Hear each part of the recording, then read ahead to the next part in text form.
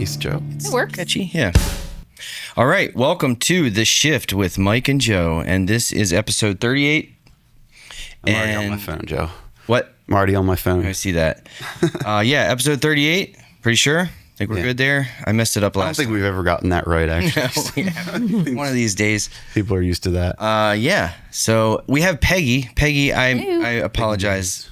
I'm sorry. Peggy James. James, that's your last name. Peggy Re James. Peggy Re James. Peggy Re James. Ray is my maiden name. So, and it's 2 letters. So I just stuck it in there Yeah. when I changed my name. That's My clever. maiden, yeah. Okay, cool. So Mike knows Peggy Re James much better than I do. So. You can just call me Peggy. It's cool. Okay. Peggy Re James does kind of sound cool. rest of the episode. It is kind of nice. It flows well. It's a cool name, yeah. You know. So yeah, I mean, we've been to a lot of like family parties together. You're my brother-in-law's sister's sister. Yes. So, or no, my brother-in-law's wife's sister. Sorry. Yes. So Which we would don't know make- each other super well. Which would make her your sister-in-law, right? Is that right? No, that's not right. No, it's not right. Not how that works, apparently. She seems pretty sure about that. All right. Yep. Sister-in-law once removed. I don't know. But yeah. I have no idea. That was close. Yeah, so I thought maybe it had a removal, some kind of You're not removal. cousins. No, we're not. No. no. So yeah, so we know we've crossed paths a few Yep. times. We talk jujitsu every once in a while. Peggy's a practitioner as well. Oh, cool. Yeah. Okay. New. A new practitioner. Yeah, I'm a She white could beat belt. you up, Joe. So Mike could kick your ass, basically. Probably. No, probably not. Probably not. But I'm working on it. Yeah. So, but yeah, and I know that you have business coaching experience and that you run a business and that you have a large family, and it's just like a kind of a cool mix of things that you do. So we wanted to have you on and talk a little bit about it. So And your podcast has the word shift in it, which is like Oh, that is kind of cool. Yeah. Yeah. Think of that. pretty amazing. I just realized I wore too low of socks. Those pants are pretty tight, too. I know, dude. It's because I just washed them. They get all. You've been doing all that jujitsu. You're trying to show off, aren't you? Whatever. But yeah. So anyway, can you tell us a little bit about your childhood, what your family was like growing Sure. up, and Sure.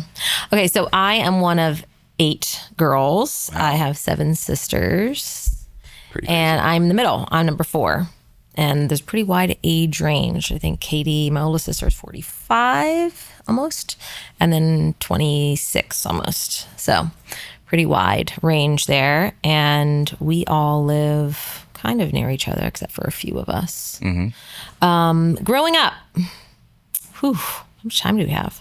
90 minutes. yeah.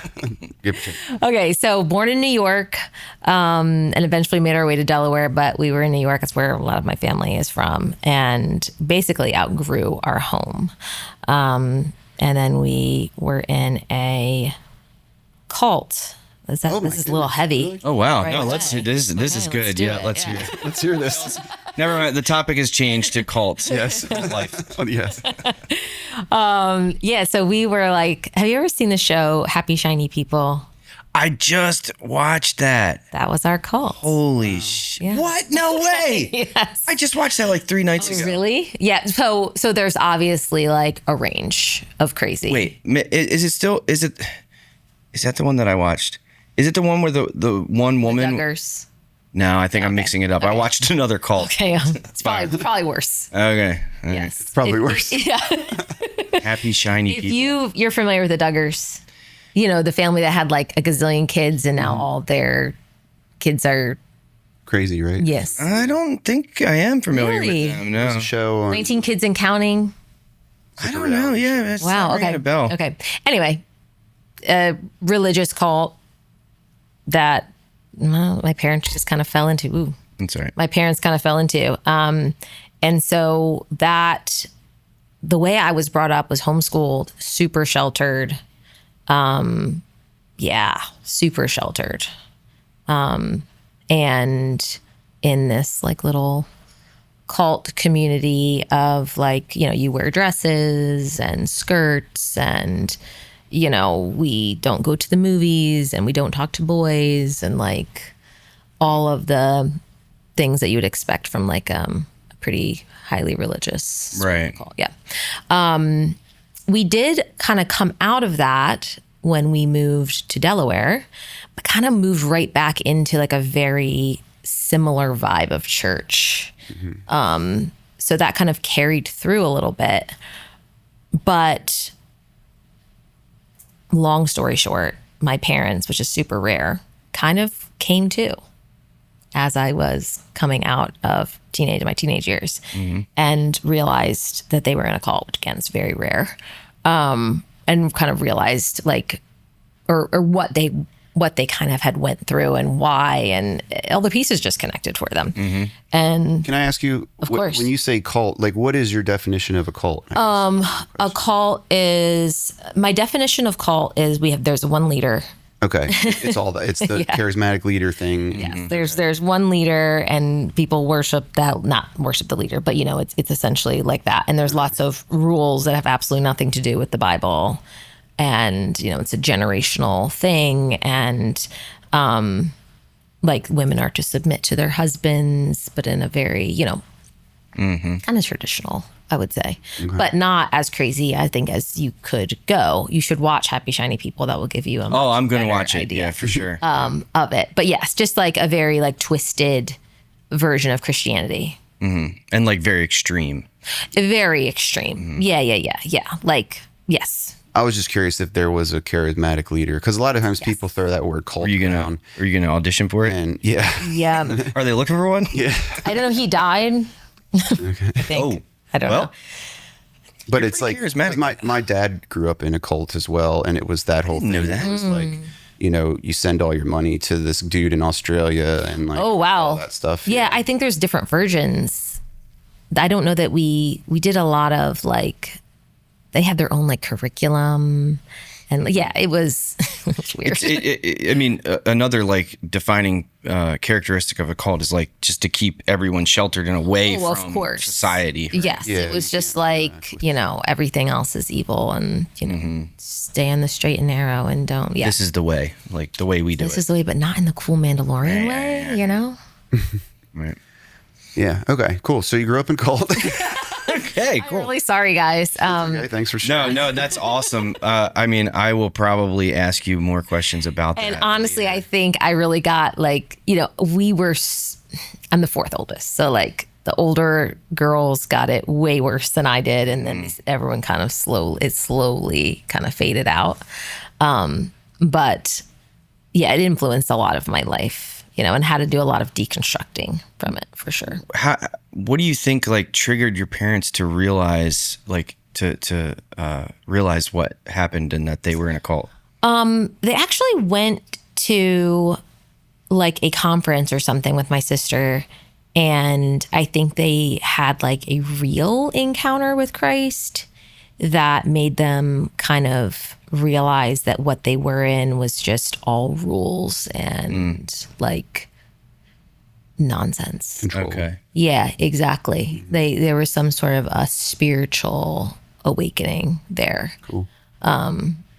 Which I can't really speak to too much because I don't exactly know what that was like for them. But it was like a switch. Like they came back and they like were like, we're never going there. We're never going to that church again. Yeah, I mean, I know your parents a little seem bit, very normal, and right? I would never have thought that. No.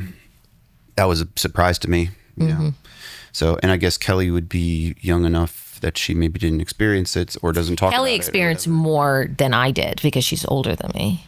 Oh, I always thought Kelly was the youngest for some reason. No. Okay. No, Sorry. Kelly's the third. Whoops. Sorry, Kelly. Hey, she's doing something right. Talking about me saying stuff on the podcast that I shouldn't say. Darn it. Kelly, you look so good. That was not a knock on you in any way. Joe, you want to take over? Let's move to the entrepreneurial stuff. Yeah. And then I know I'm going to have more cult related questions later cool. in this conversation. So, Okay. How would you describe yourself? When you on your business card, do you have like a title for yourself? Like how would you describe yourself in business? I don't have a business card, but if I had a business card, it would say business and marketing coach. I'm an online business and marketing coach, which is why I don't have a business card. Everything, I've never really needed one because I'm always just like, here's my handle. Right. Here's my website, and people are just, scan if I'm in person or something. But yes, business and marketing coach. Okay. Online business And marketing coach. coach. I mean, I don't like that wouldn't be, but I am online. I work with online businesses mostly. Okay. Gotcha. So All right. people that are trying to monetize their business online. So like, what do you bring to the table when somebody comes to you? I mean, I'm sure it's a case by case basis, but what does it mean exactly? What does it mean to be a business and marketing coach? Well, can I take you back? Yeah, please. So I got into this because I started as a virtual assistant myself. Oh, cool. Yeah. So I started back in 2018, and I just needed something. We had just finished fostering when we had a little girl had left, and it would been 7 months. And I just remember being I just needed something to occupy my time because I was sad. And I wanted to make some extra money. So I just went online, which was so different back then. But I found this ad. And when was this? 2018. Okay. Yeah. There was this ad, and it was this, woman being I have this virtual assistant business and you can make, $100,000 a year. And I was like, say less. And I just kind of dove in, and her thing was learn a skill. You don't have to already know it. Learn a skill and sell it to other businesses. And so I started off doing super simple stuff like calendar management, social media scheduling, just inbox management, stuff like that. And then I got my first client with before I even launched my website. It was a photographer actually. And I don't know. I've always been really driven. So I was I don't know how to build a website. Well, let's learn how to build a website. And so I built the website and got on social media, and I just did it. Yeah. And what were you doing before that? I was a stay-at-home mom. Oh, okay. Before kids, I was a gym manager, personal trainer. Then I had kids, stayed home for a while. We fostered. And then my daughter, I have 4 kids. When my daughter was, third daughter, was 10 months. That's kind of when I started this business. Yeah. So actually it was a little bit of an interesting shift because it went from not I was working a 9 to 5 and now have all this freedom. I kind of went from a lot of freedom to less freedom, which is kind of interesting. It was all of a sudden it got busier and I had to be more intentional. But I don't know, I was just wired that way. My grandfather actually, I'm really from a family of entrepreneurs because my dad has a glass engraving business. Yeah. He do some merch for you. Yeah. He's some glass signs. Glasses, coasters, mugs. Oh, glasses. Okay. Yeah.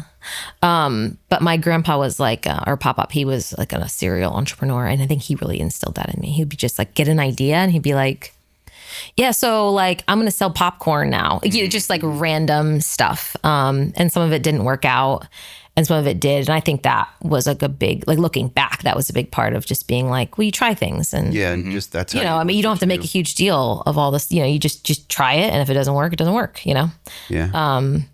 So I did that. The goal was to make $1,000 a month. Because that was our mortgage at the time, which sounds absolutely ridiculous. And then within 7 months, I had surpassed my husband's corporate salary as a VA. Wow. And it wasn't a huge salary, but it was $6,000 or $7,000 a month, which was huge. Yeah. Which was huge for someone that was just oh yeah, let me do this online. And then I had people asking me well, how did you do it? How do you become a VA? How do you start your own business? And so it morphed into business and marketing. And so I started teaching people how to create their own virtual assistant businesses. And then I realized that there really was this limit on being a virtual assistant because you're limited with how much time, you can only make as much money as you have time. Yeah. So then I started working with people that were more specialized who could diversify and have courses and memberships and things like that. So you don't have to trade time for money. Yeah.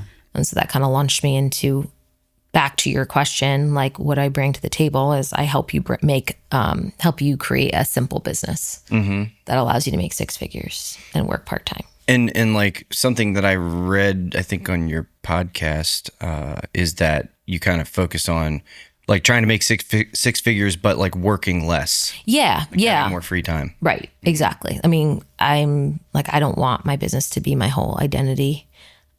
It was for a while and it got me places. I think there is some value to hustling, and grinding for a while. Like that's kind of demonized sometimes online.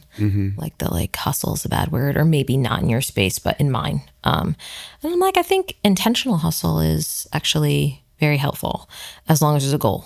Yeah, you're not planning to do it forever. Right, exactly. So there was a lot of intentional hustlers, things I definitely would have done different. But it got me to where I am. And then when I got pregnant with my 4th, I was like, okay, so I can't work as much as I'm working now. And so I was forced to simplify my business so much. And that just kind of morphed into like a framework. And then I started sharing that with other people. And that's kind of where I'm at now. So I work with online business owners who are selling a service, consulting, coaching, and I branched a little bit out into, I work with some photographers and people that have some brick and mortars, but I would say it's mainly online. So what do you actually do with them? Like, well, I have, what do I actually do with them? It does depend on where they come in to work with me. But for everyone, anybody that comes to work with me, they want a business that's simple and they want to make a lot of money. and are people usually, I mean, I'm sure it's different each time, but is it usually someone that has a business, or people coming to you and just saying, I want to start it? Yes. I mean, I will work with someone that doesn't have a business, but my messaging is not like, I'm not trying to attract those people. Okay. Take an existing thing and. Yes, exactly. And that's a big thing that I teach too. Like you can work with whoever you want to, but you need to have a really clear message online, or else you're going to attract all sorts of different people. And then it's very hard for you to have a simple business. Right.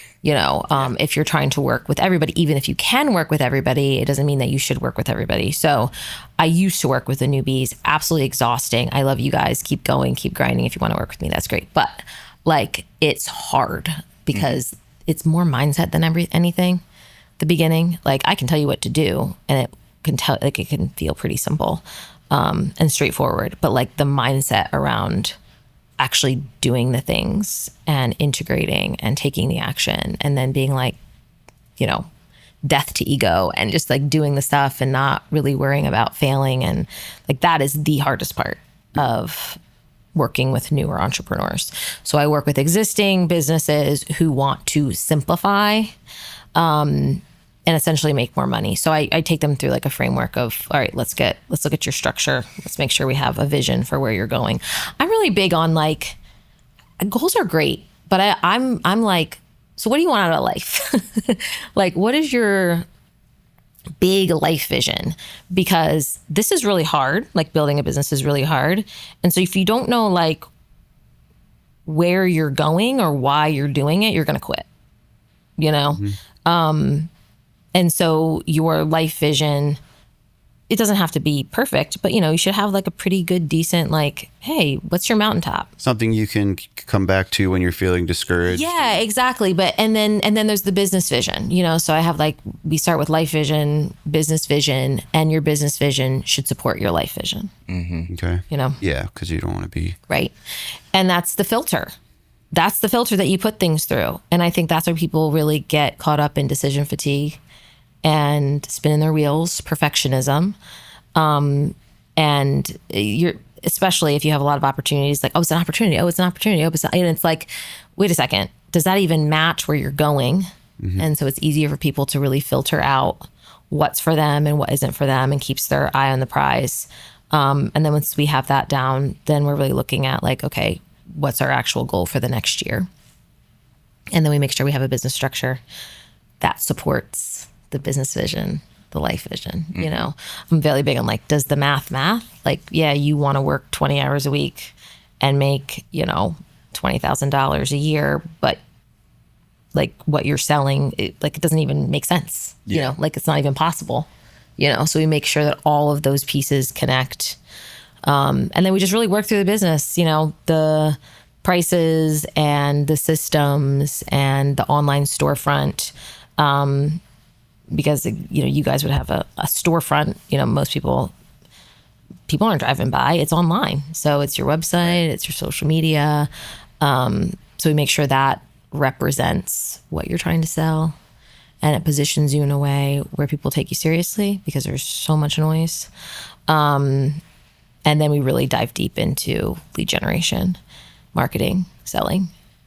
So you're meeting with people, and maybe at the meeting you're like, okay, you're going to need a website, and they're okay, we need a website. What do we want to make it look like? And then they go make it or get it made and then bring it back to you, and you look at it. I mean, ideally they are coming to me and they have a business already that is functioning and they're making money and they have a website, but they are working all the time, or they have a couple team members and they feel like it's inefficient, or they're not making enough money and they're just like, I need more clients. And usually it's not about your marketing. It's because your messaging doesn't make sense and your website's a mess. You're helping them like optimize everything. Yeah, it's and I'm really big on the details. I'm like, it's not a glaring thing that I'm just like, just fix this one thing. I'm like, it's 20 things and then those 20 things connect. And like, so the details really matter. So my framework that I take people through, and I have a course,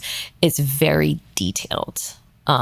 Because really small tweaks can make a really big difference when you're trying to attract the right people. And that's the whole point, attracting the right people. Yeah. So you have a course that you've made that can someone do it without you, or is it okay? Yeah. So it's housed inside my membership. I have a membership. Okay. And it you get the course and you get group coaching calls with me and like a community and different features to give you the support that can be a little bit more customized. Yeah. Yeah, man. It sounds like it's reminding me of like Michael Palmisano, where he's like, you have this audience, the YouTuber I was telling you about. So when we were interviewing him, we're like, how much money does YouTube pay you? And he's like, nothing. They don't make anything, and he's talking about, well, and then you can get sponsors and pays a little bit more. But the way to make money on YouTube is to have something to sell. Yeah. Right? And it just reminds me of, that funnel and making sure that everything is like optimized, for lack of a better term, and that everything is working together smoothly. Mm-hmm. Yeah. And having a purpose for it. I was just asking like what's the goal, Yeah. What's the purpose? Where are we going with this? I will really try hard not to coach you guys while I'm sitting here. We would love that. I mean, I know I would love that, and I'm pretty sure Mike probably would too. It'll probably be a little bit. We don't know what the hell we're doing. We're just kind of. Yes, you do. I mean, we're kind of smart guys, sort of. Yeah. But we need direction. At least one of us is. You guys can decide which one. So, can I get off topic here for a second? Sure. When you were growing up, you mentioned your grandfather was a serial entrepreneur. Did you have any jobs when you were a kid, or when you were married or anything? Yeah, so we worked because we had the glass business, and it's actually my mom's dad. Okay. Who had the family like glass engraving business, and then he passed it down to my dad, so his son-in-law. But we worked shows with him, so we would do like fairs and we'd set up the booths in the mall and all those different things. So as a kid, I was helping out with that stuff. Okay. So we kind of all worked in the family business a little bit, and then I was cleaning houses with a lady from church when I was 14. Oh, cool. Yeah, just like for some extra money. Yeah, yeah. And yeah, I was just very aware really early on. I don't know when, I guess it was, but just like there's a lot that's possible. That's kind of what I was wondering is like, did you go through a process of like, oh, I worked at McDonald's and I hate this and I don't want to do this? Or it just never was, that was never even on the table because you just had this? No, I mean, I worked a couple traditional jobs. So I was a massage therapist. So I started massage therapy school when I was 17. That's what I thought I really wanted to do. And I was able to enroll at 17 because I was going to turn 18. And so I did that for a while, and I was going to do my own business and like have my own studio, and how it was just like trading time for money. I just like, it was hard on the body, and it was just like, there's a, you know, cap there unless you wanted to hire team members, which could have been an option, but I didn't even think about that option at that age. So I worked at a couple chiropractors' offices, spas. So I did have some traditional jobs, but a lot of them were just like, hey, you have an appointment at this time. So there was that flexibility. I think growing up in a family where like mom was a stay-at-home mom, homeschooled, so she was home a lot. My dad had his own business. So I think I grew up with it being very normal for you to have time freedom and to make your own schedule and not be bound by that. So I do think that influenced it. I always felt a little bit frustrated that like, I was like, we could do more. Like I was, you know, I'm like, I'm gonna say never satisfied. Like there's just so much opportunity. And as I got older, I definitely like realized more and more how I didn't want to live, you know, like I didn't want to worry about money. I just didn't. I was just like, I don't, and that, I was just like, what can we do to not worry about money? Yeah. So that kind of started the bug. And my family was really frugal, and that helped a lot. So when I got married, I actually lived in a pole barn with my husband for 7 years. And we had 2 kids in there, and we saved so we could build our house mortgage free. Awesome. Didn't quite get there, almost. But after the second kid, I was like, I can't do this anymore. It was 500 square feet. Yeah. And we were building the house on the same property. So we almost made it. We are mortgage free now. And now we rent out that little pole barn to, short-term renters. But it's just always, I feel like it's just been in my blood. Like it's a great perspective to have. My history is kind of like the opposite. Like really? Learning that it's kind of funny though. Now that it's not entirely opposite. I worked for my uncle for a long time, and he's an entrepreneur and has been his whole life. But I never looked at it like that. I never thought he had a painting business. Yeah. So that wasn't really attractive to me. Like, I want to have a painting business. I never thought about it like that, but I had lots. Maybe the structure or how he lived, maybe. Yeah, but I guess what I'm trying to say is like I never thought to myself, okay, I don't have to have a painting business. Yeah, it could be anything. Yeah. I never thought about literally it like anything. that. Yeah, I was just like, man, he's got a painting business, and I mean, yeah, it's great. You know, he makes, but he still trades time for money.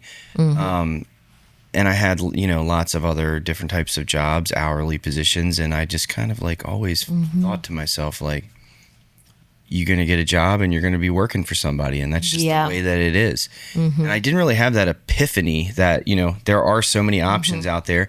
Like you were talking about a few minutes ago, you might have an idea, you try something, and if it doesn't work, it doesn't work. You move on to the next thing.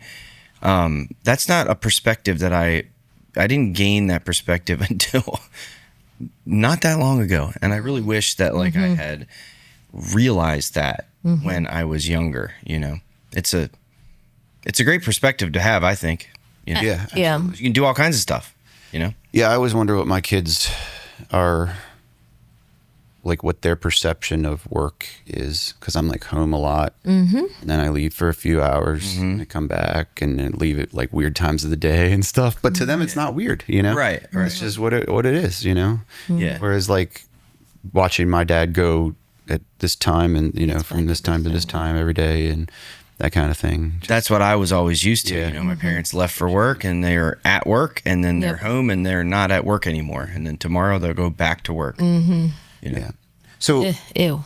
Yeah, I know. It's terrible. It sucks. Like, and not only that, but like commuting. Yeah. I did that forever. And I had this, it also makes me think of the rich dad, poor dad thing, where, cause my parents were like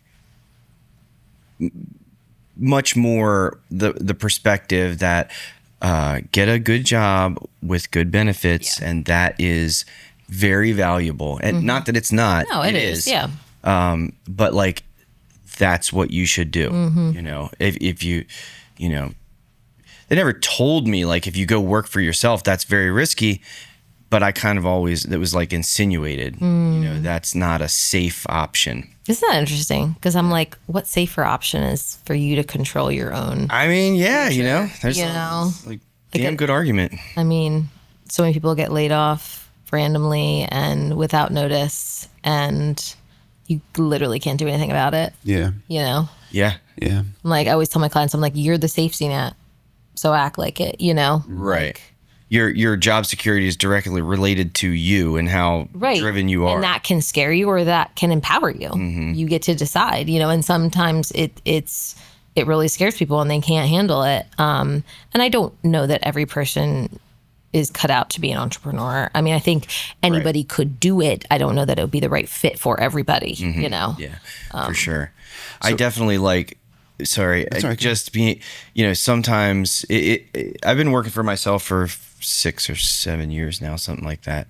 And just like being able to, I don't know, like I walked down to the mailbox the other day in the middle of the day to get the mail. And I'm just like, I wouldn't be able to do this if I was working for somebody. It's a nice day. I could walk slowly back. Take a walk if I want. Take a walk if I want, Yeah. Or I can go over to the outlets and buy a new lobster shirt if I want to. You, like into lobsters and crabs. Yeah, Mike, that was an inside joke. One time on a far away episode, Mike had a lobster shirt on and we talked about it for like 20 minutes.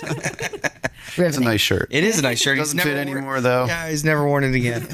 I wonder why. It's huge.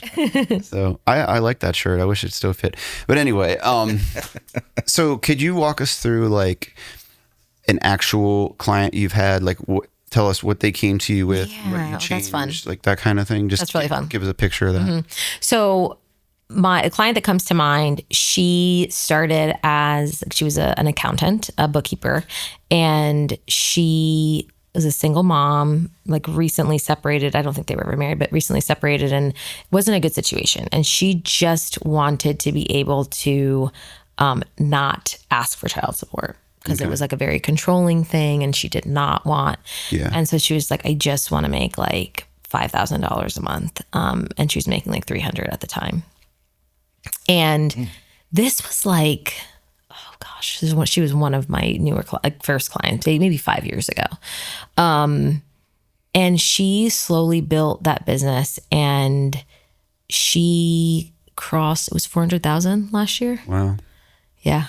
That's a huge jump. Yeah. Incredible. She has a team, a small team, but she, and really when we look at her business and when I look at her business, like she's has a niche service. She serves a niched audience. She has bookkeeping. She has systems. Yeah, right. She has systems and processes, and, her team members are trained well and good client retention. And yeah, it's amazing. What is her niche? I mean, is she bookkeeping and then she's added on to taxes, small business taxes. Okay, partly, it's not right? like a specific clientele bookkeep, like not. No, it's small businesses and entrepreneurs. I think mostly just like, it's different types of businesses, and we could go into all of that because it's like you can have a niche service and serve a broader audience. Yeah. As long as it's, when you're bringing a client in, it's not like, okay, brand new business. We don't know anything about this business. Let's make a whole new plan for this business. So that's when it comes to building something that's simple, you could have a niche service plus a niche audience, or a very niche service with a broader audience. It just kind of depends, but she offers kind of the same thing and the same systems in the same way to similar people. And, so she's been able to grow it, and she's killing it. I'm so proud of her. And then I had someone else, she actually lives in the area. Came from HR. She was a HR director and totally burnt out. And she wanted to start as a VA. And I was like, you have this really cool skill. Let's use that. And so now she has her own HR consulting business. And she's easily bringing in like $25,000 a month. Because she's using the skills she already has. So you can either, develop the skills, and it might take you a little bit longer, and you can develop online. You don't need a degree, because you literally could just be like, I want to be an email marketing expert. Okay, learn how to do it. You know, there's so many different things that you could do, and that's why I'm here. I didn't have any special skill set other than I was just like, I learned and I was hungry and figured out what worked and what didn't, and then sold my knowledge essentially. Yeah. So what kind of things did you do with either one of those examples? Like, what are some things that they needed fixing that you helped them fix? Usually we're starting with, who do you want to serve? And like, what are we offering them? Like, that's kind of baseline. I mean, yes, we start with like what's your vision? What's your goal? Where do you want to be? All that stuff. And then it's like, okay, now like, who is your ideal client? And if they're like, well, I can help anybody, it's like, no, like, who do you want to serve? And sometimes that shifts because a lot of people want to serve a version of themselves. And a lot of times the version of themselves, they're broke. And so I'm really big on like, you know, we can serve those people, but that's going to be a harder path. So we try to take path of least resistance, but we try to make that kind of match up. Like, who's your ideal client? Okay, what are the offers? Does the math with prices and where we're headed? And then we get started on the systems behind the scenes. So like, somebody wants to work with you. Now what? You know, a lot of times people are like, well, you know, but like, you need to have a system. And they want to work with, okay, you send them here, they fill out this, you have a call, contract, invoice, where's that going? Like, just all the little things that people don't think about that much.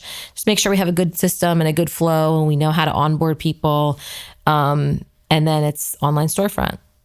It's like, okay, how are people finding you? Because we want to be, when somebody says, hey, I want to work with you, we want to be able to send them somewhere that looks nice and looks like you are who you say you are, because there's the trust factor in all of that. Like, they don't know you. You're online, you know? So you need to be able to send them to places where they're like, yeah, looks legit. Like, that's what we all do, right?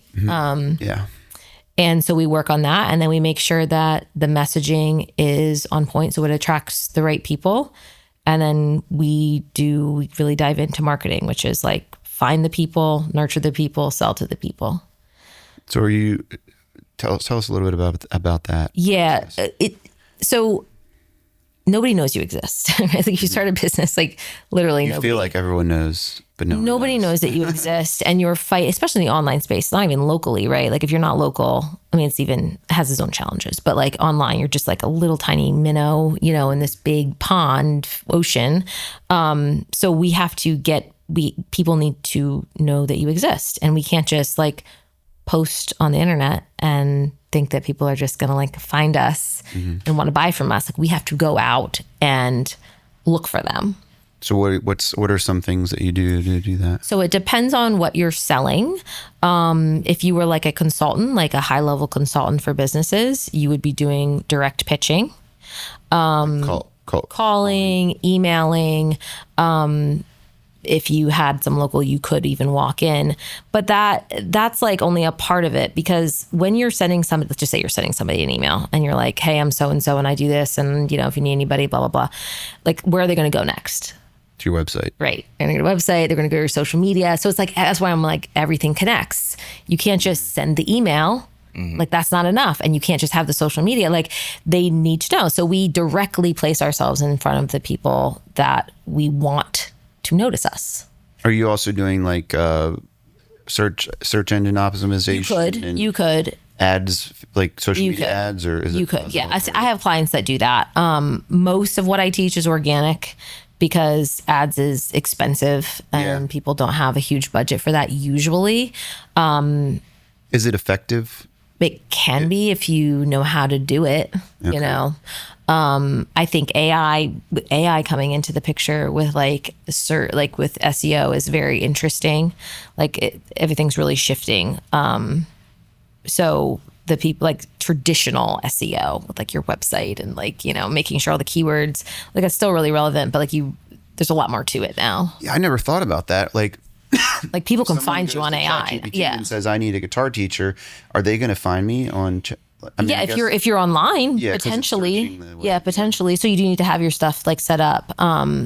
but for most of my clients, they're either needing to, they're B2B and it's bigger businesses, corporations, then we're really got to do like the direct outreach approach because they're not scrolling on Instagram trying to find their next HR consultant, Yeah, that's a good point. Like, but if you're working, I have like a social media managers or small business bookkeeper online, like people do look online. They're on Threads typing in, does anybody know a good bookkeeper? Yeah. And so it really just depends on who you are targeting, and how you are going to get yourself in front of them. And obviously there's different things like getting on podcasts where you can borrow other people's audiences. You hear that, guys? Yeah. And collaborating. And so there's networking, there's some traditional things, but I would customize the plan based on what you're selling and who you are. Yeah.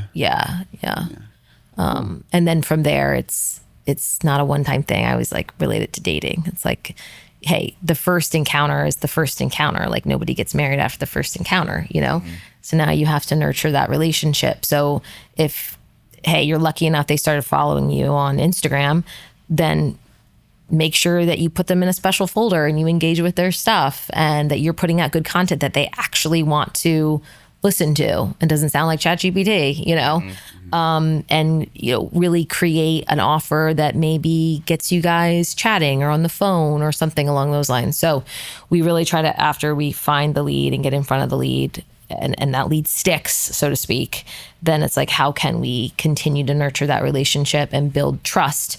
Because trust is the biggest element of why people buy, especially if you're B2C.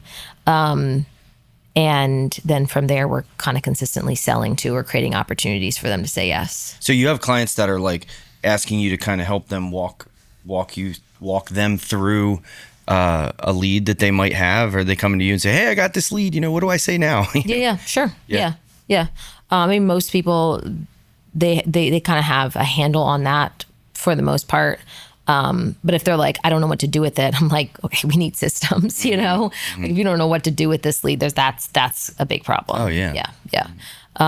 So people tend to come to me when they're like, we're alive over here, but we need to be like, it needs to be better. It needs to be smoother. I'm tired of working so much. I'm tired of struggling to find every lead. I need more.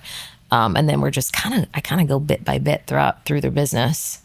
Or they go through the course, depending if we're working one-on-one or they're in the membership, and they're kind of like tearing stuff apart and kind of rebuilding and tweaking and until you just kind of get all the pieces right and you get into a flow.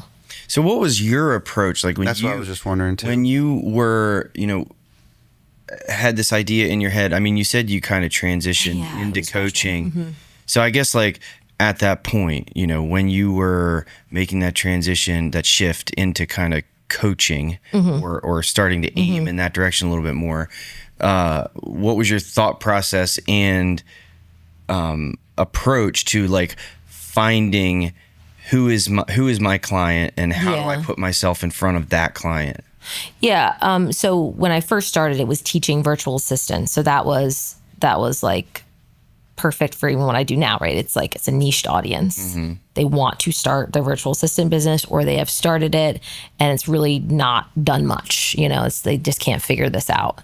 And so my messaging was to virtual assistants, I can help you find clients. Back then I had a course called How to Find Clients. It couldn't have been clearer for virtual assistants. And so I would get into big Facebook groups and I would be the resource. Like virtual assistant Facebook groups? So you're not, when you say you're just answering comments. Answering questions, not selling. Not selling. Just like, I mean, yes, I would. Like it would lead to that. But a lot of like, oh gosh, I don't know what to, like, I need to pitch this in. Oh, I got a template for that. Or have you tried this? Or nobody's buying. And I would be like, well, if you consider da da da. So I did a lot of that in the beginning. And honestly, COVID era was like prime. Yeah. I mean, a lot of time nobody knew how good they had it when you were like, that was the greatest time to really be a business coach. Because everyone was looking for something to do at home. So it was I don't want to say it was easy. It was a lot easier than it is now. Okay. A lot easier. Just transparently, it just was so much easier because people were really actively searching. It was kind of a newer thing. Yeah. But yeah, I would just like, where do virtual assistants hang out? And, you know, I'd find them, I'd follow them, I'd comment on their stuff. I always had like a lead magnet of some sort. So some sort of a template or a guide or a video to get people on my email list, to identify them. That's the whole thing. List. Yeah. You gotta. Keeps coming back to that. We are like, we keep talking about it. We gotta start it. We gotta start it. Yeah. And you have to like identify, that was the big thing. I'm like, you have to identify who your warmest leads are so that you can nurture them. You don't know who they are until they've identified themselves, until they've raised their hand and said, hey, that's really hard with a podcast. And that's something I found with mine. Like, it's kind of one of those things where you're like, hey, is anybody listening out there? And like, unless they're telling you, and you can see the downloads and the views and stuff, but like, you're like, did you like it? Like, what's going on? You know, so that can be a difficult part of podcasting. But it's a piece of the puzzle. Yeah. You know, and that's how I always looked at my podcast. Like, it's a part of the marketing that you do. Yeah, it's the ecosystem, you know, like, and people sometimes be like, where do you get your leads? And I'm like, you know, I am not a big like advocate for like all like a bunch of like, let's track everything, because they could have come in from the podcast and then they joined the email list and then they did that. And I'm like, I don't know where they came from. And I just want to make sure that I'm in as many places as I can be efficiently. But most people start with some sort of a lead magnet. I can say that pretty certain. So you started with these Facebook groups and kind of putting yourself out there as like a source of knowledge. And then it kind of, did you get a lot of leads like through that avenue? Yeah. So I put out in my very first, I put out like a template. Like, I've discovered the way to pitch people, which I did. Who wants this template? And I want it. Yeah. Sure. And so I got a lot of people on my email list, and then I was like, okay, I think I need to sell now. Like, what do I sell? And I'm like, well, what do they need? You know? And so I had a foundation course for virtual assistants. And then I started marketing it. Like, this is how you get started. And then people were like, great, now I want to scale. And I'm like, cool, we'll make a market. So I made a marketing course. So then eventually I combined them. And then I realized I didn't really want to work with virtual assistants because I felt like it was not in alignment with what I wanted to, how I wanted to live my life, because it was limiting, you know. Virtual assistants get paid by the hour, but you were teaching them how to create a virtual assistant business of their own. Right? Exactly. But like, as I continued on in the business and I was working with people, I started like not even realizing, but I'd be like, well, why don't we specialize? Why don't we? Because virtual assistants, if you're not familiar with that, they're kind of a jack of all trades, Jill of all trades. I was just thinking they must be like, you got to kind of be able right. And it's very hard to scale a business that way. And that was the real reason I got out of virtual assistant. Because you're constantly like, now I got to learn how to do this thing that this person wants. And not, yeah, it's a great place to start. And it could be a really great fit for somebody who doesn't want, like, who's just like, I need to make $1,000 a month and I'm good with that. And that's fine. So like, it serves a purpose. I mean, but that's not what I wanted. I wanted to work as little as possible and make as much as I could. And so I was naturally trying to help my clients do that. And so I was always pushing them to be like, no, let's not offer 4 things. What is the one thing you're really good at and people need? Okay, cool. Let's go all in on email marketing or social media management, you know? And it's like, oh, social media management. Okay. No, let's not do YouTube and TikTok and Instagram, and like, let's be an expert on Instagram, you know, and let's make it simple on you. And then that kind of, it kind of morphed. That's interesting to zero in on one platform. Yeah. Otherwise, like, you can't, especially if you're doing it yourself, you have to be known for something in the space. If you're not known for anything, you're completely forgettable. So even someone saying, hey, I can do email marketing, fine, but like, for who and for what purpose? Like, who would you hire? Who are you more likely to hire? Somebody that's like email marketing for podcasters, right? Or email marketing for entrepreneurs. Yeah, you know, like, yeah, you pay more, you know, and so that's how people can make more, because they're going to go with the person that of course I'm going to go with the person that specializes in. And that person that specializes can likely charge a little bit more too. Yes. Yeah. Yeah, and you are, and if you do your marketing right, and you build up that authority, there'll be a demand, and then from there you could diversify. If I was working with somebody who was an email specialist for podcasters, then it would be like, okay, what else? Let's want to create a course. Do we want to teach people maybe how to, whatever, and then you can really start broadening, but still kind of being under this niche umbrella where people like know you for something.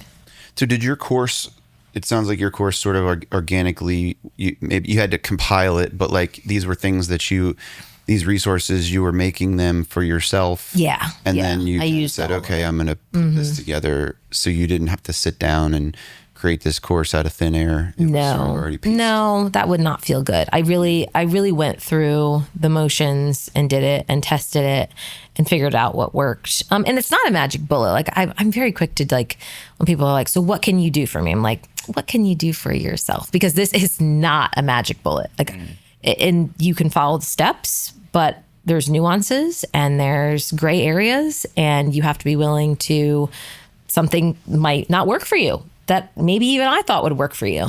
And then we've got to fix it, and we've got to figure out what the problem is. And you've got to be willing to do that. And you've got to be willing not to fall apart when that happens and just be like, this isn't working, and stay curious and stay like, just really like, hey, this can be fun. We can figure out like, okay, that didn't work. Now we have this information. Let's push that away and come back. And the online space can be frustrating because the online space changes and it evolves and it shifts and the trends. And so if you're not up for that, it ain't for you. Yeah. Yeah. So when people join your course, do you give them a certain amount of hours where they can talk to you directly, or a certain amount of like times that they can, or is this like they're in your community and they can email you anytime? How does so because I could see that getting out of hand pretty quick. Yes. So I had to think about all of that, but they join, they get the course. We have a weekly group coaching call. It's over Zoom. If you come, you can talk to me live. Anyone that's in the course can come, but they don't always come. Probably. Yeah. I mean, it's kind of, usually it's like a 25 to 50% like show up rate. But if you come, you get my attention, for a good 10 minutes, something like that, depending on the size. And we have a community. You can tag me Monday through Friday, ask me any questions that you have. And we have a morning marketing club as well, where we have like a little walkie-talkie app. So we stay accountable to getting our marketing done first thing in the morning. Okay. Because once the day happens, usually the last thing that people want to do at 6:00. So we have a morning marketing club, and that's generally how they're getting their access to me. And that's like kind of base level. But if you want to join as a VIP, you can add on one-on-one calls, daily access to me through a DM app.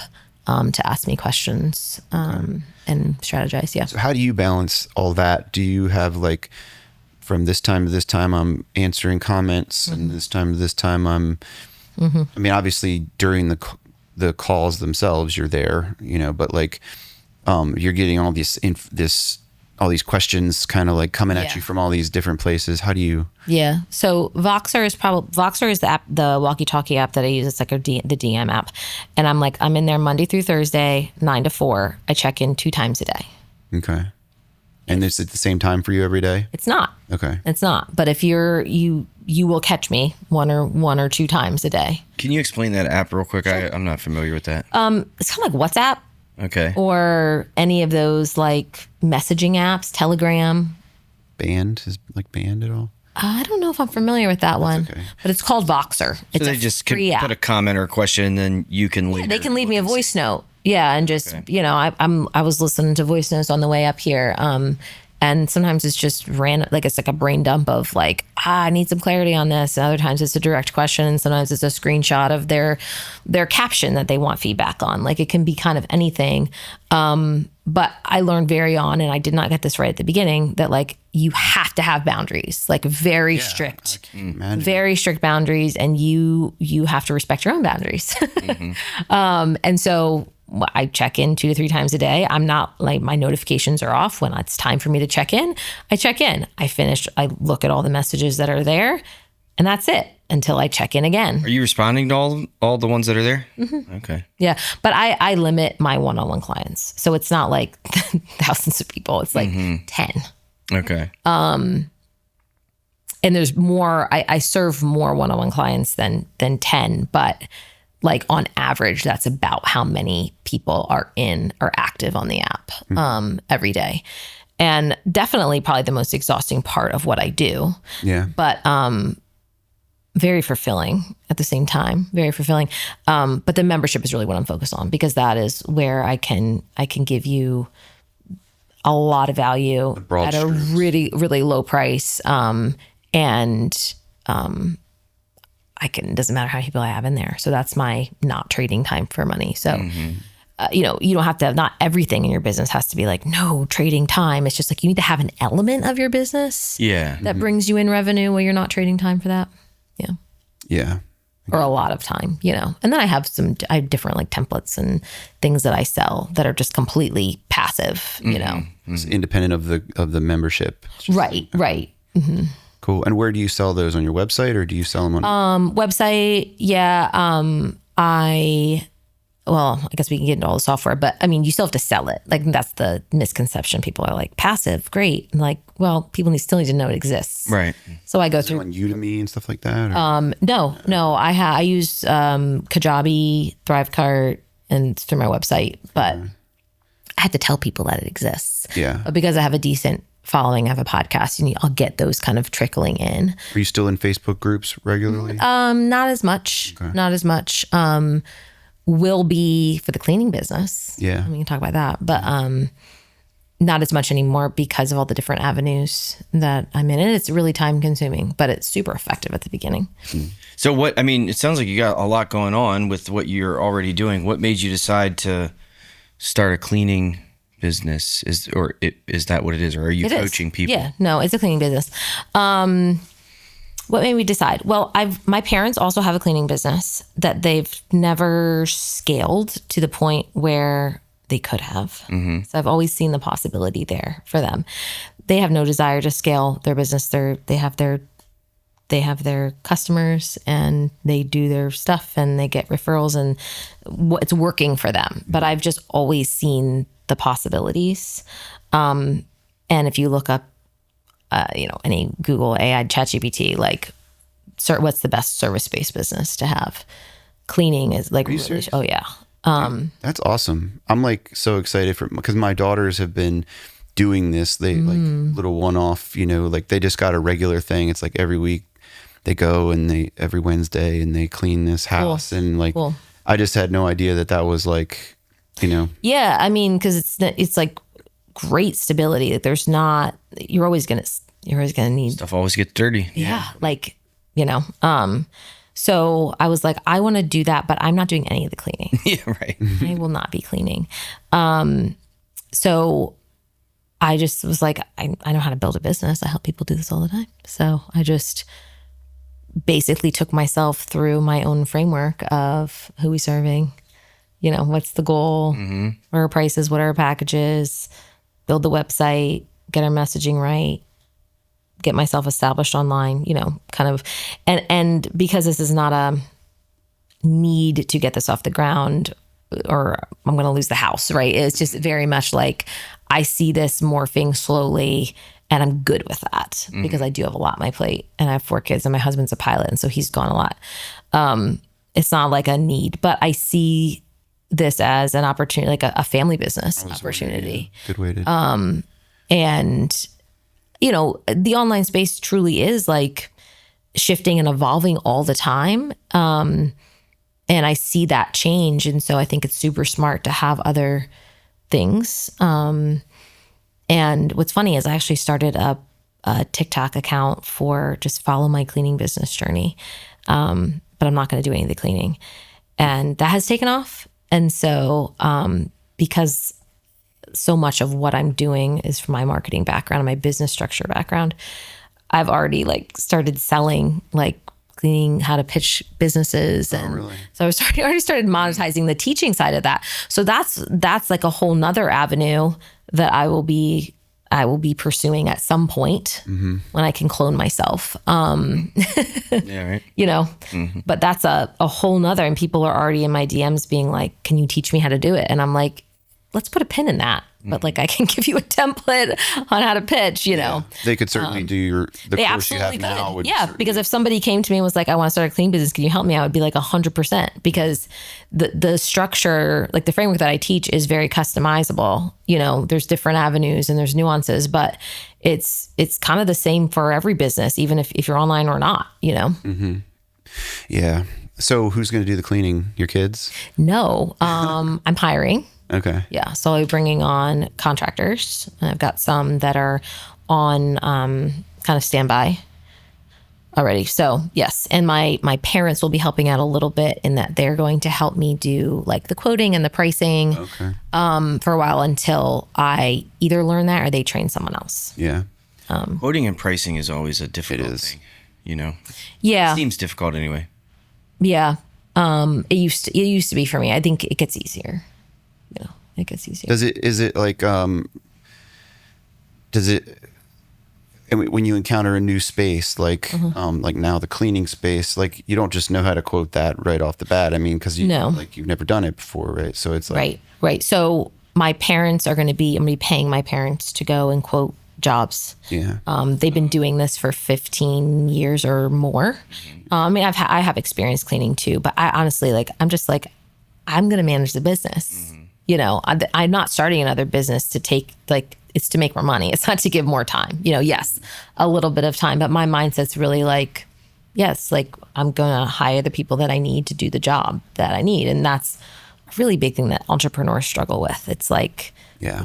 the CEO is not cleaning the houses. Like they're doing some management, but they're managing the people that manage the people. And like, so that was my mindset around this. Like, I'm building this in a way where I do not have to clean. Like I'm not doing it, you know? And not because I'm like too good for it. I've cleaned houses, and it's not like I wouldn't jump in if I really needed to, but that's not the type of business I'm building. Right. It's to make more money and to build something that I can pass down to my kids or let my kids work in and provide employment to people that need it. And I'm, you know, thinking of, you know, stay-at-home moms that might need a few, you know, little bit of money, or the single parent. And so a little of a mission behind it too, like just creating a business that the community trusts and that I can put the right people in place. So how do you vet the, you know, if I paid someone to clean this, there's definitely levels of cleanliness. There's, you know, like, how do you kind of make sure that they're doing what you're expecting? Yeah. So I'll use a person as an example that I've already brought on. I have an application. I put that out, you know, onto Indeed and in some Facebook groups. And, you know, it's pretty lengthy. Like, this is what I'm looking for. And I am looking for experience. I'm not training. We're not training anybody. You have to have some experience, and I need references. Then we met after, you know, I was like, this looks good. We met over Zoom, got more information, followed up on references, glowing reviews, wonderful. And I feel pretty confident in what a job she can do. But before I actually would give her a job, she's going to get a complete checklist of like, this is everything that the client is paying for. And here are the expectations. So we would go with her kind of the first cleaning, make sure she feels comfortable. She has a really good understanding. But for other people, I would do like a paid cleaning trial, and probably of my own house. Okay. And I'd pay them because I already pay somebody to clean my house anyway. So, and just to kind of see how they do. Okay. Yeah. And I mean, people are like, well, what if they don't do a good job? I'm like, well, you handle it. Right. You know, like I can't expect that I'm never going to get somebody that's like, they forgot to do the sink. Like, right. That's just business. Right. You know, and that's where a lot of people are like, oh, but then you won't know if they did it. I'm like, yeah, and then I'll deal with it. Sure, someone's going to say something. Yeah, and there's quality control. I mean, I'm planning, as we grow, I'm going to have a quality control person. Yeah. We're going to have, you know, contact with the clients regularly to make sure that they're happy. Is there anything, so it's all in the systems. And we'll learn as we go, but yeah, I'm just like not worried about it. I'm just like, yeah, we'll probably have somebody that will bomb and I'll have to apologize and refund somebody their money, like It happens. that's the worst that can happen. And that would suck. And we'll do our best to make sure that that doesn't happen. But we're not going to sit in fear. Right. Not Because that is the reason why people don't do it. Is all the worst case scenarios, and there's plenty of them. Yeah. There's plenty of them. But we're insured, and we've got it's gonna be fine. So Mike kind of alluded to this earlier, and I'm just gonna kind of ask you again to get a little more detail, but because you were talking about trying to free up more time, but you've got a lot going on. So I mean, I'm guessing you have to be like really structured as far as time management. And do you have, every hour of your day planned out? Like, I'm going to, handle the. Yeah. You have it very, like, is it very rigid? It's not rigid in the sense where I'm like every hour I'm time blocking. It's getting a handle of like what my week looks like. So like yesterday I'm in my office and I'm like, okay, what's on deck? Writing down all of my calls, like my kind of like, these are like unmovable things, my calls, my unmovable things, doctor's appointments, anything that's unmovable, those go on. And then I kind of have a list going on the side of like priorities that I've got to get done. I outsource a lot. So my business takes more than 20 hours a week to run. I would assume so. Yes. Yeah. But I have Molly works for me. Which is my sister, and she is client manager and billing. And then I have my VA who works 20 hours a week for me, which is significant, and she does a lot of the other stuff. And then I've already hired. You still got to like line up what the VA's going to do. She knows what to do. Yeah. Like, I mean, there's not like she has a job description, and So she has like specific and I tasks. have a simple business. So Yeah. I'm not like, oh, I've got this new person that needs a website built. You know what I mean? It's like, if I really need to, I'll reach out and be like, hey, can you shoot Sarah an email? We have to change her schedule here. Her card doesn't go through. But I don't even get those emails because I have people in place. Like, I don't even know if somebody's card declined. It goes to somebody else. And if they need me, they tell me and I can step in and whatever, answer questions. So I put people in place, but it doesn't, I think the misconception is, oh, I can build a bit. You can, it's harder to, but like, it takes time to get to the place where you're making six figures and working part-time. That's generally not how the first year or two is going to go for you. But if you're smart about structuring your business in a way that supports that, then you'll get there much faster. So if you jump into a business and you're like, I'm going to offer 5 different things and I don't want a team member, like, good luck. Like, good luck. But if you're like, I'm going to offer 2 things, they both kind of fall under the umbrella. I'm going to hire a team member that already knows what they're doing, that can come in and help me with projects. And I've got a VA that's going to help me with social media. Like, you can do it. Again, this is why I like working with people that are already semi-established, because they have sometimes a little bit of a budget to work with too. Because a lot of times it's outsourcing. And sometimes it's like, maybe you shouldn't be cleaning your own house. Like, your time is valuable. Like, I don't clean my own house. And that sounds like very privileged. And I am very privileged, but like, I don't clean my own house other than just like picking up stuff. And we get our groceries delivered. And like, because I don't want to get off of work at 4, that's generally like my time that I come out of my office, and clean. I want to spend time with the kids. So I'm very structured in that way, where like, these are my working times and these are my times when I'm with the family. But I think when you're just, to be realistic with our listeners, like, you will have to do early mornings and late nights and nap times and all that stuff, especially as you are getting started. And then, I didn't start off, and I have a part-time nanny too. I didn't even mention that, but it was started off with like 5 hours a week with the nanny. That's all I could afford. It's 5 hours with the VA. That's all I could afford, and then you just slowly built. So it doesn't happen overnight, but again, you set up your business in a way that's simple and sustainable, you can get there a lot faster. Yeah, for sure. It seems to me that like a lot of people who are successful entrepreneurs are, able to see that big picture and like you said, like structure it in a way that's going to get you where you want to be instead of, like looking at it more day to day.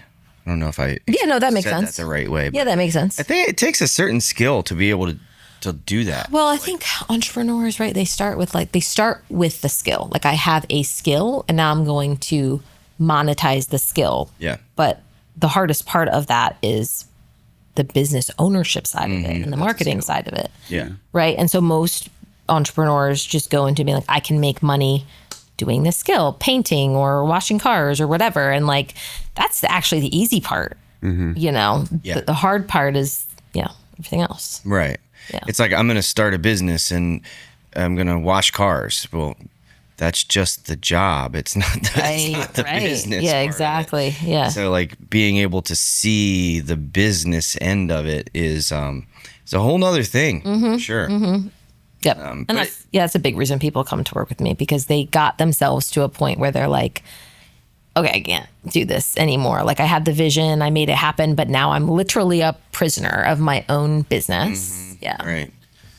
Yep, I feel that. Created this thing and now I'm stuck in it. Yeah. And you're not, like you're not stuck. You're just like a decision by decision getting, just restructuring things, and it doesn't happen overnight. So it's like, it didn't take you 2 days to get here. Mm-hmm. So you slowly have to unwire. And sometimes that's the hardest part of it, because that means you might have to let clients go. You might have to charge more money. You might have to put up, stronger boundaries, better systems. And if your clients used to being able to call you, I run into that with a lot of clients. They're like, are used to being able to text me. I'm like, well, I'm so sorry. We have to let them know our policies are changed. Oh, I don't know if I can do that. People get really attached to their people, and and they don't want, they're people pleasers. Entrepreneurs tend to be very big people pleasers, perfectionists.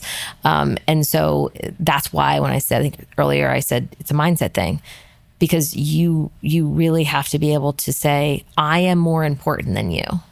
And that's so hard for people to do. It is hard, but I mean, that's really like, you're running your own life, right? You're running your own business. Yeah. And so it's like, what do you need in order to live a life that you want to live? Okay, well, that doesn't involve allowing Susie to text you, and get a response. It's like, what's our response? It's thinking of everything.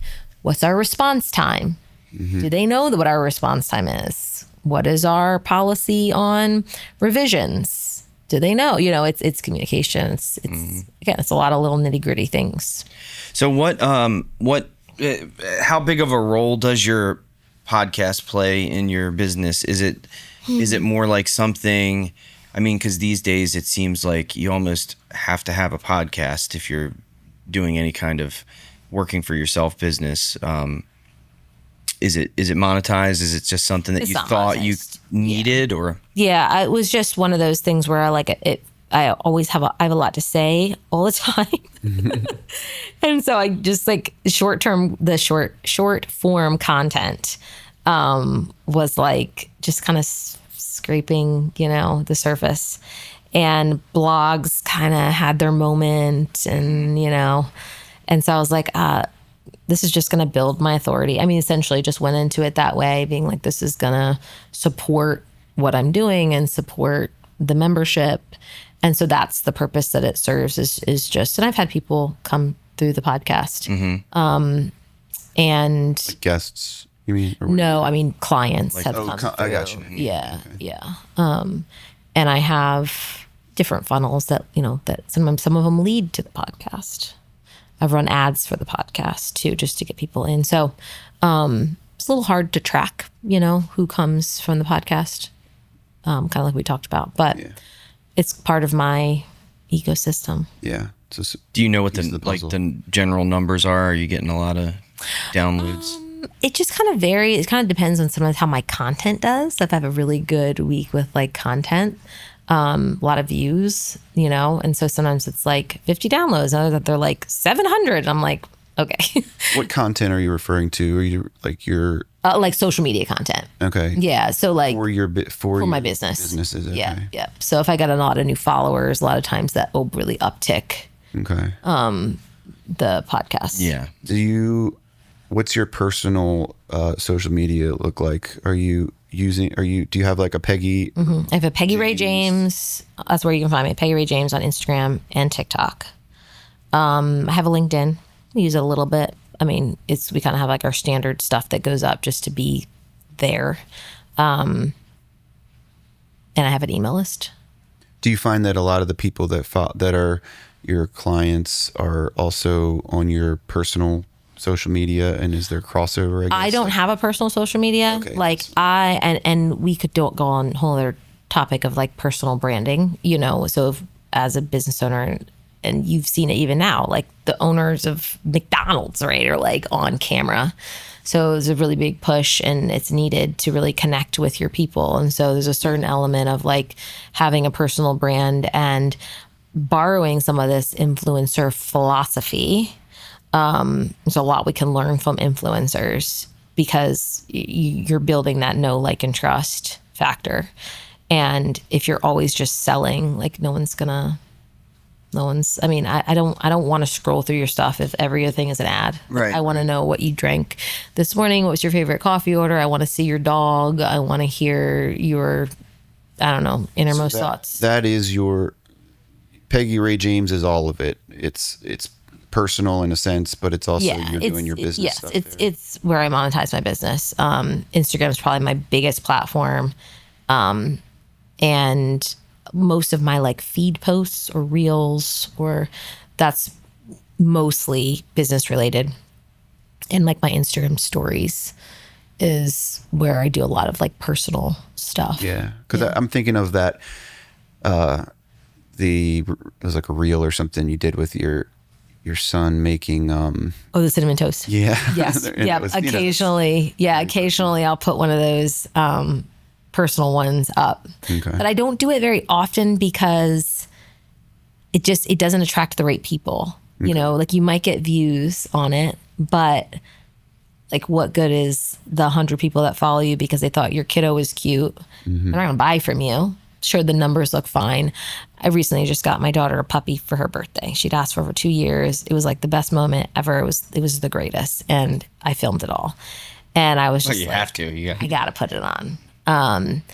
And I just got 1,000 new followers on Instagram, and I'm like, I just broke my own rule.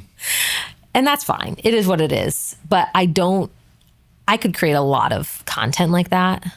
But it wouldn't make me more money, It would give me the numbers, but it might indirectly. yes, it could. It could, but it's the messaging is where you really want to make sure that you're not confusing people. Mm-hmm. And so like, if I'm going to follow you, if your ideal client comes to your account, like you don't want them to be confused about what you do and who you are. So if like 80% of my content is like me in the park with the kids or making sourdough, like that's going to be confusing. They're not going to follow me for the reason why I want you to follow me. Mm-hmm. So there's a time and a place, but I usually keep most of my personal stuff in my stories. I bring it in to the mix. I have like a little series on my email. It's called Journal Entries, and it's more of a personal side, thought leadership, and just incorporating some real life personality stuff. But it's strategic, like it segues into a call to action that directs back to what I can help them with. That's the kind of stuff that hurts my head, like trying to strategize all of that, all while running one business or two businesses. Mm-hmm. It's so it's a lot. It is a lot. It's a lot. Yeah, it's a lot. What am I going to put on the story? How is that going to influence the people that are watching it? Is that the message that I want to send to them? What Uh-oh, you're a perfectionist. Oh my God. I mean, this is what I'm just taking from what you're talking about, you know? I think that's the balance that people need to find is like people are very, very concerned about, yes, you need to strategize. You need to understand how it works, but it's not like, what personal thing should I put on today that might connect? It's like, what am I doing today? What is your McDonald's drink there? Why did you get it? And like, can we talk about it in your story? I know that sounds so dumb, but those are the kind of things that people are like, oh, I love that flavor. And they're like relating to you in that way. Yeah. But, you know, a lot of people, they don't put out as much content as they could because they're like, what do I talk about that's really going to influence people today? Mm-hmm. And it's like, just be yourself. I know that sounds so like cliche, but it's just like just talk, just. What kind of content are you putting out on the business side, and how are you creating that content? It's a little bit different, but mostly a lot of like face to camera, which is just me talking directly to the camera and hitting on a topic that supports what I'm doing. So I obviously talk about a lot of different things in this ecosystem of building a simple business. So I'm just choosing a topic that I think people would relate to / find value from. So that's most of my content. I do some like reels, like B-roll. I don't know if you guys are familiar with that, but you know, like a video, like a short clip of video with like wording, like a good hook on it with like a caption that calls people to action. But it's like a mix between value content and selling content. And are you just using your phone, talk to your phone, and are you sending that to your... No, I actually run my own social media. I actually did for a while have someone help me with that, but I felt disconnected. And that was something that I felt like was really important for me as a coach. It might not be as important for other businesses, but because I am working directly with people, they need to feel connected to me. And so like people don't feel connected to like a pretty graphic. You know, they might be like, that looks nice, moving on. But me and my face on camera and pulling them in with a really good hook and then talking to them like I know who they are and what they're struggling with, because I do know, that's way more effective. Mm-hmm. And so, it's just easier for me to do it. And I'm just so used to it now that it's just like, it's fun. I like it. Do you have like a quota that you try to meet, or is it just whenever you're... Yeah. I always, I tell my clients, have a baseline. What's your baseline? What is the like, keep the lights on strategy? And like, we never dip below that, or, you know, unless there's an emergency or something, but it's, 4 to 5 posts a week. Okay. I'm on my stories almost every single day, at least one email, at least one podcast. That's kind of my baseline. And then follow-ups. I'm big on like, once you're connecting with your people and you know who your people are, you follow up with them. You know, if you're selling something, it's not just about putting out the post like, hey, I'm running a promotion on Grow. It's like DMing the person that you've chatted with. Hey, I just wanted to make sure you saw I have promotion. We chatted about your business a little while ago. You got to be bold and put yourself out there. And sometimes it's people that said they wanted to work with you and then they kind of ghosted you or it didn't work out or whatever. And the follow up is huge. So I take time to do that. Okay. Yeah. Yeah.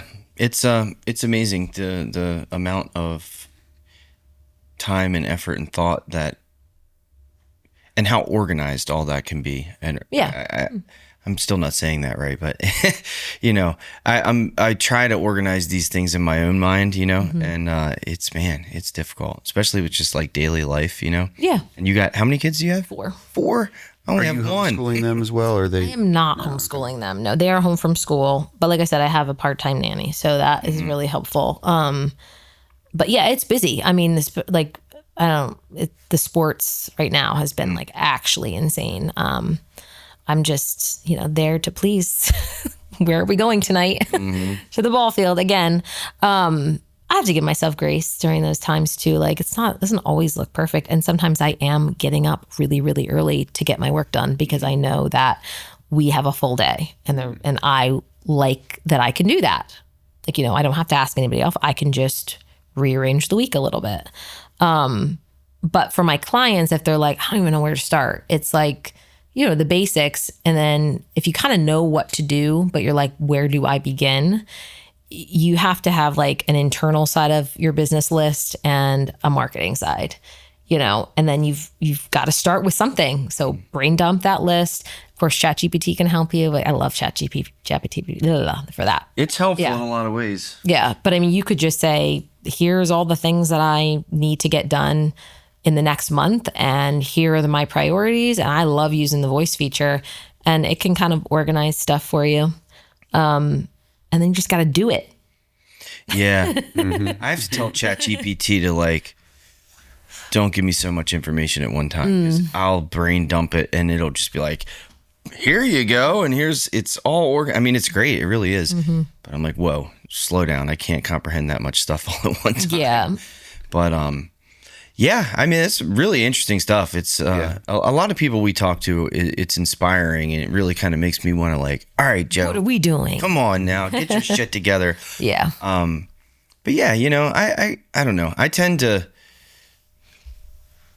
I feel like sometimes the way that I work is not as organized as I would like it to be. But I think at the same time, maybe I'm being too hard on myself. I'm not sure. Yeah. I mean, if you're a perfectionist, that makes things so much harder. You really have to drop the perfectionism around things and assume the best is going to happen versus the worst. I think that's a really yeah. I'm an optimistic person for sure. Yeah. But you got to have a plan, and that's what people about hire business. That's why people hire me, because they're like, I'm an intelligent person. I promise, and I can help other people do their stuff. But I just can't, And so we have a baseline, and it's this is what we're going to start on, based on where you want to go and what you want to do. Yes, there could be 10 things we could start on, but we're going to start right here because that makes the most sense. We're going to get that done, and then we're going to move on. And that, for a lot of people, is what they need. Yeah, accountability and direction. Yeah, direction and not getting stuck. I think people like the one-on-one coaching because people get stuck on decision making, and it's they can spend a whole week trying to decide if they want to go this way or that way. And we don't need to do that. Let's move through, trust ourselves a little bit faster, not be scared to make a mistake, and just do it. But sometimes you need somebody to be like, yeah, I've done it that way, so let's do it that way. Yeah. And just having that objective point of view, outside point of view is valuable. You know, you said they get stuck on decision making. I would pay a lot of money to have somebody just tell me what decision to make. Just do this, Joe. Stop worrying about it. And do you try not to do that though? Do you try to let them come to the decision on their own? Yeah, it depends. It depends on the client. I mean, yes, I'm very big on I don't want them to be dependent on me. I want them to be able to, it doesn't have to be a lifelong commitment, right? But everyone's different. And I always try to gauge what is your style? Some people are I really need you to ask me if I did that thing, And other people are I don't need you to check up on me. I'm that kind of person. Yeah. Ask me, make sure I did it. Yeah. And that's okay. So it just depends on the person and what they need and what their strengths are. Everyone comes to the table with a different strength. And sometimes the most brilliant minds, they're just brilliant. Nobody knows about it because they just can't organize their own stuff and get it out there. And unfortunately, I mean, I don't know, fortunately is the right word to say, but you could be the smartest person in the room and make the least amount of money. Oh yeah. I always tell people, there's people doing what you do 10 times worse than you, and they're making 10 times more than you because they know how to market your business, their business, and you don't, Yeah, that's the huge part right there. Yeah. What's the first thing you do every morning when you get up? I drink electrolytes. Yeah. Yes, I drink 16 ounces of warm electrolytes, and then I do yoga. Okay. Yeah. And that's pretty consistent. If you don't do it, your day feels off, kind of thing. Yeah, it just doesn't. I mean, and there's certainly someone that has an answer to that. Sorry. Oh, really? Some mornings, what? No, there's some mornings that are, whatever. Something happens where you can't. But I would say 80% of the time, well, always the water. That's non-negotiable. But the yoga, yeah. Yeah, the water's easy, right? Well, I don't know. Sometimes, it is. Somebody said, you can drink 16 ounces of water in the morning, and I'm like, you don't? I'm so confused. Probably you drink just down it. coffee. Yeah. Yeah. Yeah. Sounds easy. I don't do that though. I just drink coffee. You just have to start your day with Yeah. 16 ounces of water and some electrolytes. Like it's in warm water Why warm? because it's not a shock to your system. And so it gets everything moving and working. Mike was taking cold plunges there for a long time I did that. for the purpose of being shocked. Yeah. It's so good for you, actually. Yeah. I like to do my Wim Hof breathing. That's my Yeah. consistent thing. But Cool. yeah. But if you had a day off with nothing to do, what would you want to do? I would definitely hit up noon jiu-jitsu class, Okay. which I do actually, like a day or two a week. I block out my schedule and I do jiu-jitsu, the noon class. It's go to Burnish and get one of their awesome sours and probably like go shopping. Okay. Is this a sour beer or sourdough? Sour beer. Okay. I wasn't sure. Go shopping was the other thing? Yeah. Yeah. Just Okay. like not have any responsibility, you know? He's saying like, no, I don't tell me what to do. It's like, nobody's asking me any questions, you know, as a mom, that's important. So any time that I can get where like no one's asking me for something, clients or my kids, Yeah. that's My son texted me during this podcast some kind of nonsense about can I do this? And I read like half of it. yeah. Yeah, he's always like, "Can I do this? I got this crazy idea. Can I have like gonna go to my friend's house and his dad's gonna pick me up and drive me over here and then we're gonna go do this?" I'm like, "Bro, I know. Calm down." Yeah. Yes. Are you a vacation person? Do you plan vacations like a block? Like a family vacation. Yeah. Yes. Yeah. We're going to the Outer Banks the end of the month. Okay. Cool. Nice. It's always interesting to me. Some people are not vacation people. Some people are. I don't know. I think it's important, you know. Yeah. Yeah. It's important. We didn't vacation as kids because Yeah. we were, not, I mean, I think we would like visit The call wouldn't let you grandparents. go on vacations. Exactly. No, we would go to their conferences. That was our vacation. I think we went to like Wild. It was more just like the money because Yeah. that many kids and my dad working for himself, my mom homeschooling, one income. We just really couldn't afford it. Yeah. We a lot of money struggles and like money mindset stuff I've had to overcome from that. But yeah, now we vacation. So, speaking of money, and I know we got to wrap up here soon, but what's your relationship with debt? It sounds like you're pretty far from it. Yeah, it's evolved over the years. I think that we're mortgage free. We like to buy as much as we can in cash. It's evolved a little bit as we've gotten into like investing and the business mindset of like spend money to make money. So personally, I don't like debt. I don't want debt, but I would go into debt for the right investment. Okay. As long as it was purposeful. What type of debt I don't like is like a new car or stuff like that.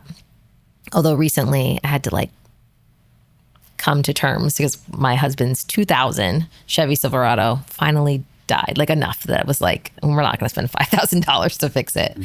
And so we had always said, hey, when one of our junkers die, we'll get something new. So he got his truck. It wasn't brand new, but we have a car payment on it because it makes more sense to make that car payment and invest money. So it's really just like that sort of thinking where it's like, actually, sometimes it's not in your best interest to pay cash because that cash could be working for you somewhere else, So it's evolved. I don't love debt. I think most people should try to stay out of debt. But I think if you have if you're disciplined, maybe that's the quality, like disciplined, intentional, and you can control your spending, and you're not spending. You can mathematically show how putting this money here would be better, and borrowing here would make more sense in the long run. Yeah, it's I don't know. I like spending money. One of the reasons why we work, like I'm like I don't really want to pinch pennies. So like we spend money and we're happy to do it, but like there's just certain things that I'm like, no, I don't really want that $900 car payment just so I can have a Tahoe. Like that just doesn't feel good to me, I guess what I was thinking too is like when a client comes to you or a member, you know, whether you're kind of trying to steer people away from going into debt to function, to make their business better or whatever. Yeah, generally, I don't think you need to go into debt. I don't think you need to go. I mean, it probably would depend on the business, right? But for the businesses that I'm working with, there's not really a big need. Not a big overhead. No, there's not. No, and that's the great part about this. Same with the cleaning business, like almost no overhead. I mean, I already have like someone doing a lot of the marketing behind the scenes for me, so there's a little bit going out, but like barely any overhead. So no, I wouldn't suggest it. And I'm not the person that's like, put me on a credit card. Like, no, I mean, unless you want to, like, I don't care. I'm not going to tell you what to do with your money, you know? But no, I don't think you need to go into a lot of debt I didn't. Yeah. I mean, makes me think again about what my mindset was like when I was younger. I never thought about a business that could be created that had zero to no overhead. Like my idea was a bit of a business. I mean, I did a lot of manual labor. So I'm like, well, you need a truck, you need tools, you need a lawnmower, you need this and that. Yeah. And then you can start your business. And, but this concept of like these types of services or a business structure where you're not putting out a whole lot of overhead, I just wish that I had come to that realization earlier in life, you know? Yeah, really absolutely. Would have been helpful. Yeah. I wish I would have bought land back when it wasn't. Oh, man, that too. Yeah. Do you have any other, I think you mentioned something about, you rent out your pole barn. Do you have any real estate things you do or anything? No, we've tossed that around. And it's not out of the question, but no, I think we would do more short-term rentals. I think a lot of people are sleeping on that.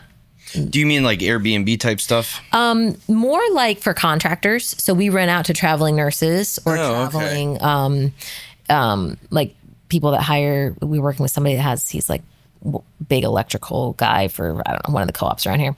And they just contracted him. And so he needs a place, you know, and it's between like 3 and 6 months. Sometimes we'll get somebody that comes a little bit longer, but they're like the best because they're there for work. To make money. Yeah. They usually have a stipend of some sort from the company that they're working with. They use it to sleep most of the time.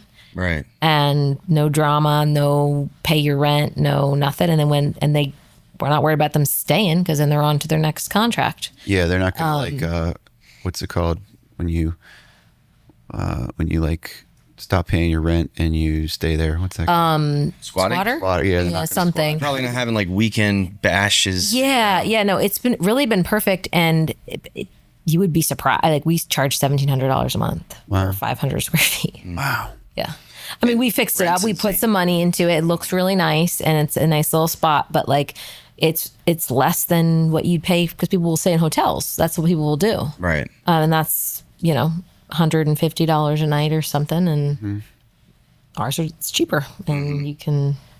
It probably doesn't have to be a whole lot cheaper, just like a decent amount cheaper. Decent. Again, their companies give them stipends, so I would say like one of the dreams that I've had is like having like a little mini house community that's like a tiny home sort of.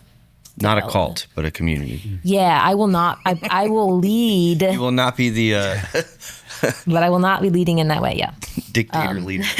But specifically for short-term rentals. Yeah, because we get. Whenever I list it, it's just like stupid. I'm always like, oh my gosh, we need more because we just the inquiry after inquiry. Wow. And they're always like, do you know anybody else? And so you're kind of out in the middle of nowhere too, aren't you? Yeah, I mean, we're like 5 miles from Tidal Health in Seaford. So that's a big one. Okay. Milford Hospital, 30 minutes. PRMC in Salisbury is like 35 minutes. So not a horrible commute. And we've had a lot of people from the hospital that's 6 miles down the road. Okay. Interesting. Yeah. So. Yeah. We've been thinking about doing some kind of sectioning off part of our house and renting it out. Oh yeah, and ask me about that because there's a really awesome like website that you can list your stuff that pretty much all the contractors or people that are looking for short-term housing go to. Yeah. Okay, I was wondering that too. Yeah, that's cool. Awesome. All right, Joe, you got anything else? No, I think I'm good. We are about out of time, but Peggy, thanks for joining us. You're welcome. I guess real quick, do you want to tell everybody where they can find you? I mean, we kind of already mentioned a little bit, but like... Yeah, you can find me at PeggyReJames.com, Peggy Re James on Instagram, Peggy Re James on TikTok, Peggy Re James on LinkedIn. I think I'm the only one. I'm the only Peggy Re James in the world. And just to clarify, Ray is R-E. Yes. Cool. Yeah. Awesome. Well, yeah. Thank you so much for coming on. Having. Awesome. Thanks, Mike. Very interesting Appreciate it. stuff. We wave at the cameras when it's time to sign out. See you later. See you later.